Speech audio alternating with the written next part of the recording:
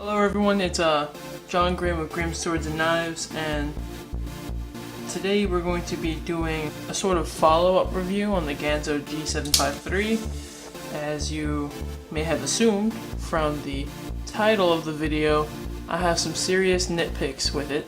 And the reason I'm doing a second video is because the issue with the first video is I was kind of really in love with the knife at the time. I still am.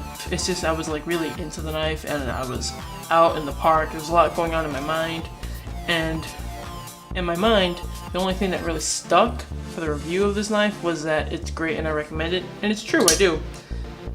But I completely left out all the nitpicks I have on this knife, and I have nitpicks. So to start off, the smallest of the nitpicks is that they used a sort of Loctite on the hardware. There are these little tiny screw collar pillar things. I don't know what the correct terminology is, but it's what the hardware screws into that holds everything together.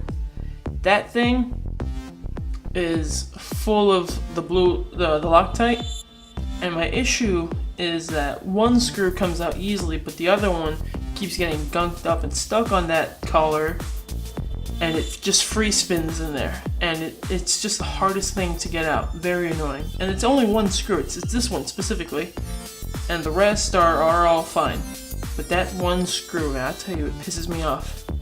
Keeps screwing with me. See if I can show off the next nitpick. You may notice that the screw on this side is darn near flush with the G10, but yet this screw sticks out. And it's the same thing with the back one, although this one is a little bit more sticking out than the other one. But just like on the other side, the screw sticks out more. Very, very annoying. I mean, these are little nitpicks, they don't really matter, but to people with OCD and really huge knife enthusiasts who want perfection, it's annoying. Next nitpick is that the handle scales aren't exactly flush to the liner, as you kind of see. Right, never wants to focus on top too. You can kind of see right there, right here, where the liners are sticking out more. Even kind of looks like the handle scale is sticking out ever so slightly more than the liner is. Because it's not as flush as you want it to be. You see some of that here. It's really gappy. You see all this, the highlighting, because of the gap. Now all of these really are nitpicks because it's a $20 knife, but these are things to mention.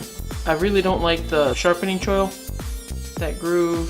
It's almost perfect, but they just miss it by like maybe 1/8 of an inch or so.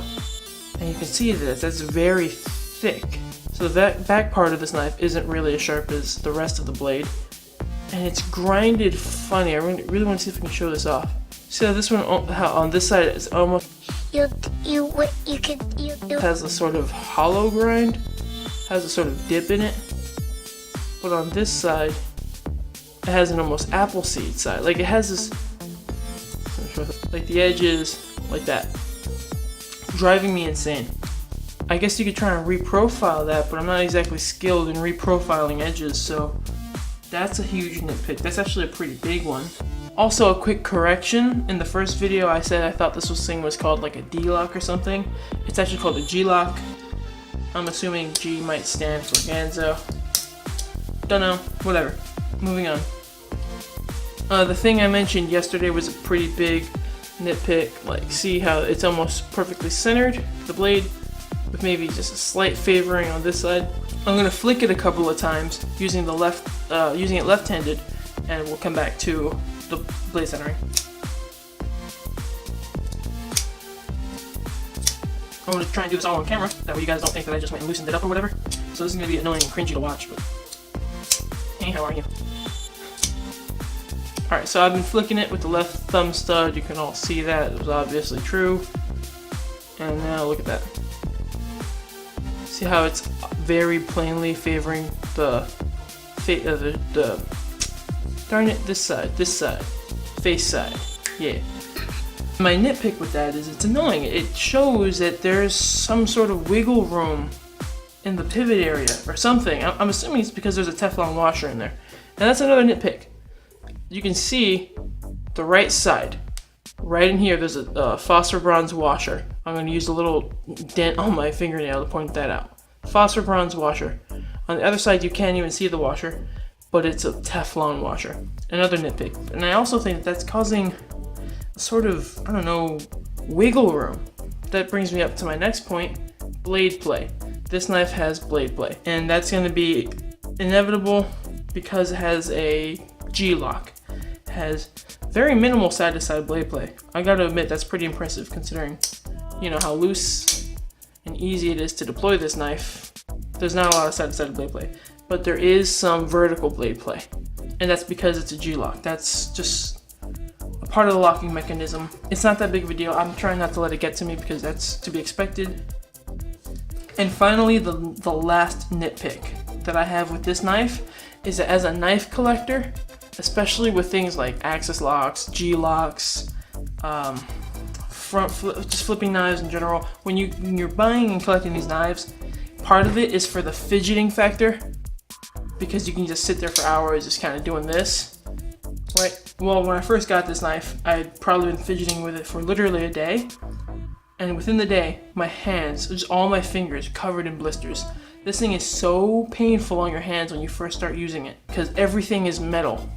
Like the part of the G-lock that you have to pinch back, that's metal, and the spring it has a lot of tension to it, so it really messes up your fingers. You can see how rough my thumb looks. That's getting all calloused now.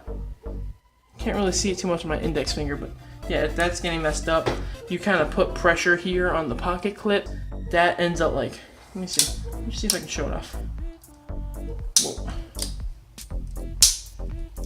Bit of use, indents on the finger. Couple of hours of that and your hand is just done.